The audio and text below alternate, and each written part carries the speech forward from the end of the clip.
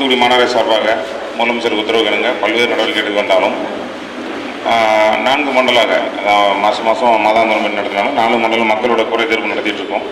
இந்த நிகழ்ச்சியில் கலந்து கொண்டிருக்கும் ஆணையர் அவர்களே, கிட்டத்தட்ட 2 வருஷம் ஆக போகுது.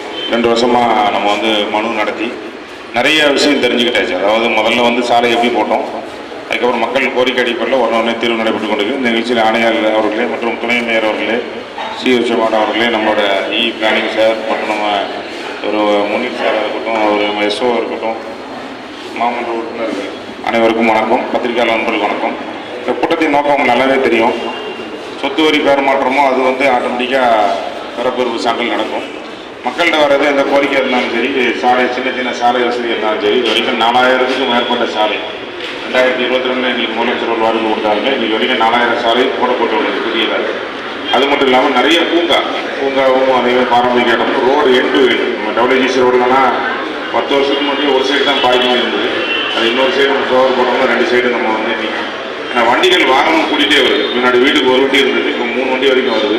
இப்போ அதனால ஒரு சின்ன குறுகிய சந்தல்னால் முன்னாடி வீட்டுக்கு முன்னாடி நிப்பாடுறதுனால பல பிரச்சனைகள் வருது. அதை நம்ம எங்கெங்கே பார்க்கிங் லாட் இருக்கோ அதை விட்டால் அந்த பொதுமக்கள் தொந்தரவு இல்லாமல் இருக்கும். அதுபோல் ஈஸ்வரனை பொறுத்த வரைக்கும் நம்ம கமிஷனர் மேடம் பேசுகிற சொன்ன மாதிரி கிட்டத்தட்ட எல்லா ஏரியாலும் எல்லா பணிகளும் முடிஞ்சிட்டு 21, 22, 23, 24, 25 இருந்து 29 வரைக்கும் இங்கே தான் இருக்குவாங்க. அது பழைய நகராட்சி. கிட்டத்தட்ட பார்த்தீங்கன்னா ரொம்ப நெருங்கிய சந்தை இருக்கும். அதில் ஃபேவர் பிளாக் எல்லாமே நம்ம போடப்பட்டு உள்ளது. கான் எல்லாம் அங்கங்கே நொறுங்கி இருக்கும். சுகாதாரம் நம்ம அடுத்த கட்டத்துக்கு போயிட்டுருக்கோம். எப்படி பப்ளிக்கோட அகலப்படுத்த போகிறோமோ அதுமாதிரி சின்ன கானில் லீட் ட்ரெயின் எல்லாம் கவர் ட்ரெயினாக மாற்றிட்டு இருக்கோம்.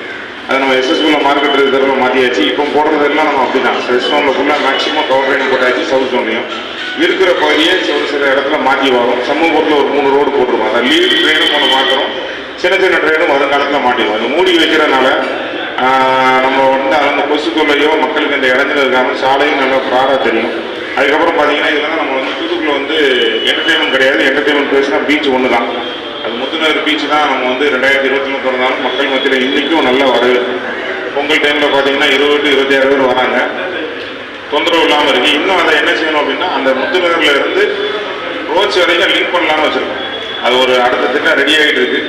அதான் நம்ம ஹெரிட்டேஜ் ரோடு மாதிரி அதை ஆகி என்ன செய்யணும்னா ஏற்கனவே நம்ம வெள்ளோட்லேருந்து ஒரு 50 லைட்டு போட்டிருக்கோம். 4 ஐமாஸ் லைட்டு போட்டாலும் பகல் போல் இருக்கும். அதில் நம்ம பொதுமக்களுக்கு பொழுதுபோக்கு இடமாக இருக்குது. வேறு நம்ம சொன்ன மாதிரி போட்டிங் ஆரம்பிச்சு நல்லா வரவேற்பு பெற்று போயிட்டுருக்கு. ரோச் பார்க்கு அது முன்னாடி இருக்க வாக்கிங் ட்ராக்கு அதை என்ன செய்யலாம்னு வல்லுநரை வச்சு நம்ம ஆணையாளர் தலைமையில் ஆய்வு நடந்துட்டு இருக்கு. குழு வந்தோன்னா வருகிற காலம் எப்படி நம்ம ஆர்பாரோட இணைந்து அந்த பீச் ரெடியாகுதோ